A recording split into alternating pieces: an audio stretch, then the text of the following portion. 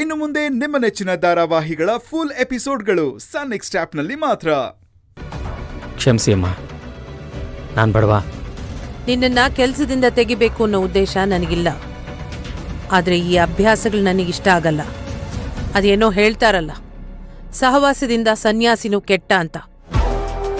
ಹಾಗೆ ನಿನ್ನಿಂದ ನನ್ನ ಮಗನೂ ಈ ಅಭ್ಯಾಸಕ್ಕೆ ಒಳಗಾದ್ರೆ ನಾನೇನು ಮಾಡ್ಲಿ? ನನಗಿಷ್ಟ ಆಗೋದಿಲ್ಲ. ಸಾಲದಕ್ಕೆ ಶಿವರಾಮ ಸ್ವಂತ ತಮ್ಮನ ಥರ ನಿನ್ನನ್ನು ಹಚ್ಕೊಂಡಿದ್ದಾನೆ. ನಿನ್ನನ್ನು ನಂಬ್ತಾನವನು.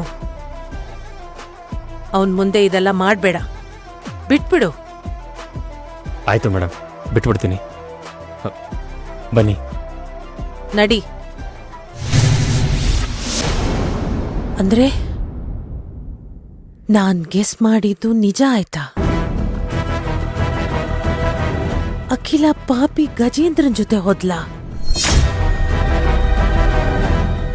ಅಂದ್ರೆ ಇವಳಿಗೂ ಆ ಗಜೇಂದ್ರನಿಗೂ ಲಿಂಕ್ ಇದೆ ಅಂತ ಆಯ್ತು. ಛೇ, ಇಷ್ಟು ವರ್ಷ ಏನಾಗ್ಬಾರ್ದು ಅಂತ ಅನ್ಕೊಂಡಿದ್ನು, ಅದೇ ಆಯ್ತು. ಹಾಗಾದ್ರೆ ಅಖಿಲ ಗಜೇಂದ್ರನ್ ಜೊತೆ ಸೇರ್ಕೊಂಡು ಏನೋ ಮಸ್ಲತ್ ಮಾಡ್ತಿರ್ಬಹುದು. ಏನ್ ಮಾಡ್ತಿರ್ಬೋದು? ಸಡನ್ ಆಗಿ ಎಲ್ಲೋದ್ಲು?